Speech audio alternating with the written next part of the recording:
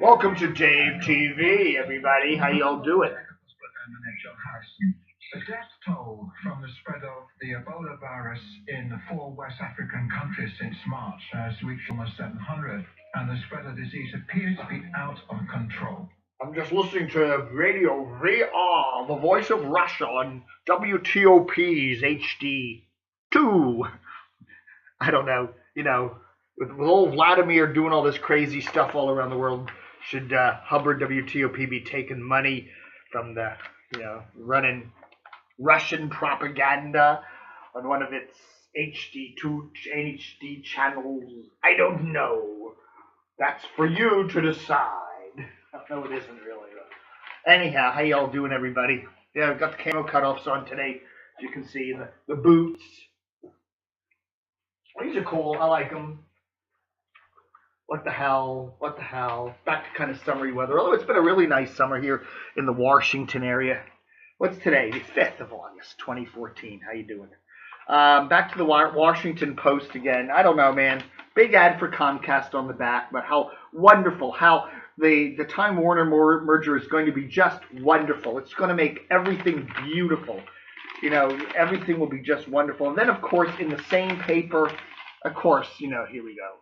Comcast to expand web access for the poor.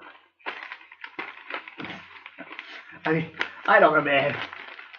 Conflict. Let's write a big article about a big advertiser. Right? That's journalism. I don't know. Paul Farhi. Yeah, Paul Farhi couldn't. He couldn't. The big news yesterday that Brian Wilson, not Brian Wilson, but what's his name? David Gregory there over at NBC's Meet the Press. The rumor is he's going to be canned, to get out of there because of the declining ratings of Meet the Press. Well, it's just the declining ratings of Meet the Press are going to be there no matter who hosts it, I think. But anyhow, the big story yesterday broke by the New York Post page 6 that he's in talks with CNN. These chicks didn't break it. They're too busy trying to. The reliable source chicks are too busy trying to figure out where Kevin Spacey's going to be eating next. Man, but they do a big article here on Amazon Studios. The pilot episode of Point of Honor, a drama about a family torn by the Civil War, is going to be starting to be filmed in Virginia. It will stream on Amazon Prime. The Washington Post is owned by Amazon founder and chief executive Jeff Bezos. Man, he's turning this paper into his little old, PR arm. But anyhow, here's Paul Farhi. Reporters grapple for competing claims for Middle East death tolls. And he goes on, and he talks to people and, various journalism groups and all that. And of course, at the end, what news? You're going to talk to a newspaper, right, about how you're not going to talk to the New York Times or the Washington Times or USA Today, no, or Wall Street Journal. No, you're going to interview your own paper, right?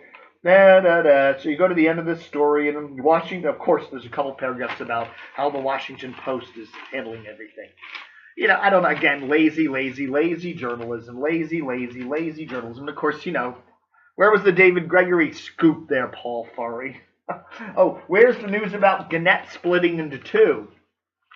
That's the big news. I saw that on the New York Times website this morning. Gannett, which is based here in the Washington area, splitting into two. They're going to do, the tax thingy-dingy, splitting the companies into two, the print on one side and the TV and broadcast on the other. And they're, same thing all these other companies are doing, like Tribune and who knows what.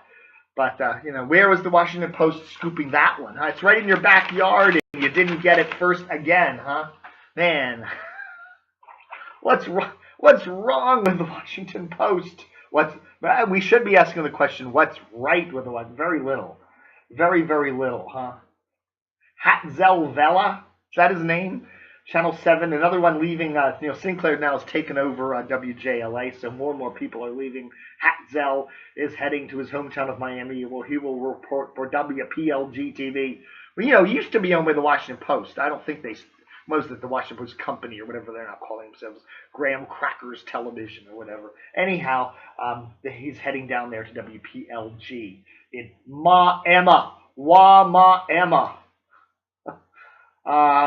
as Jack Diamond waits for news about his fate.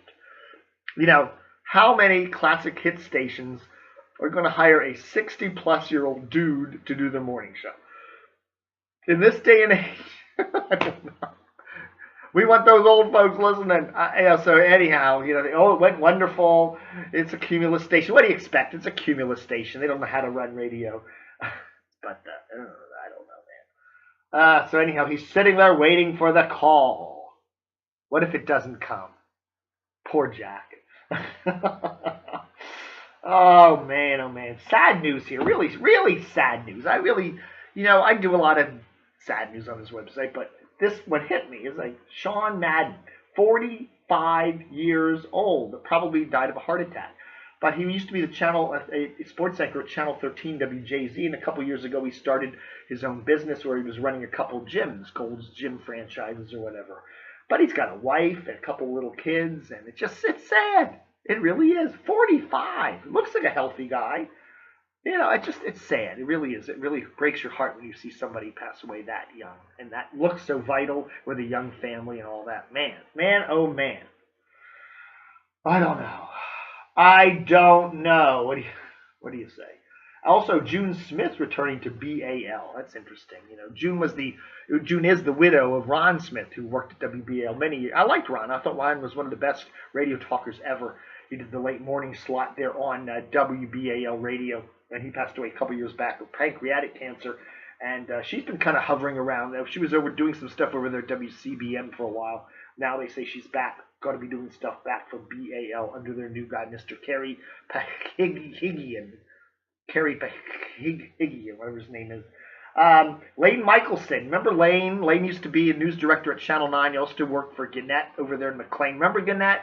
It's a company that's splitting that the Washington Post didn't get the scoop on. Anyhow, the news is that he's signed a deal with Sinclair. He used to be working for a station down in Atlanta. Now he's going to become a group news director for Sinclair.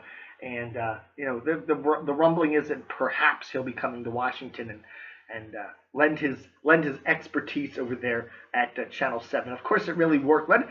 I don't think he pulled Channel 9 out of the basement. Channel 9 WUSA has been in the ratings basement for a hell of a long time, and I don't think he did much to solve that problem over there. So maybe he can lend his expertise here at here in the DC market at Channel 7.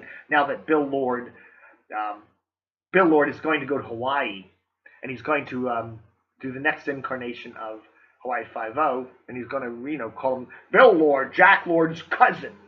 I'm here to save the day with that new CBS version of Hawaii Five-0. No. We're going back to the real Hawaii Five-0 back in the 60s, where Jack drove around in that big, what was that, a Ford Continental or something with all the windows down. Remember that?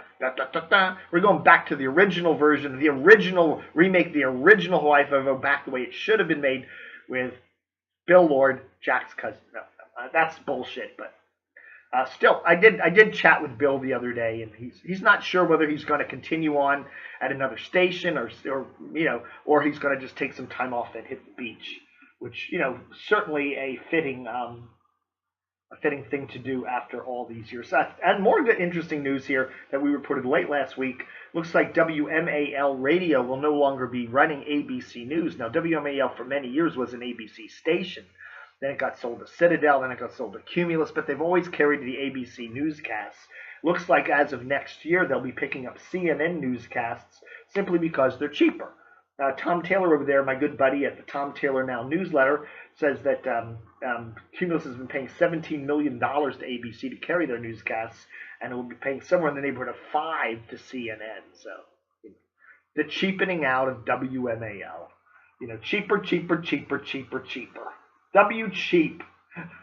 And congratulations to good old Johnny Dark, one of my favorites too. I did an interview with him a couple years ago with the great Rusty Gibson at his WEBR cable radio show. Anyhow, Johnny Dark, 80 big years for Johnny. I was going to say 80 in the radio business. No, he's turning 80, but almost 80, right?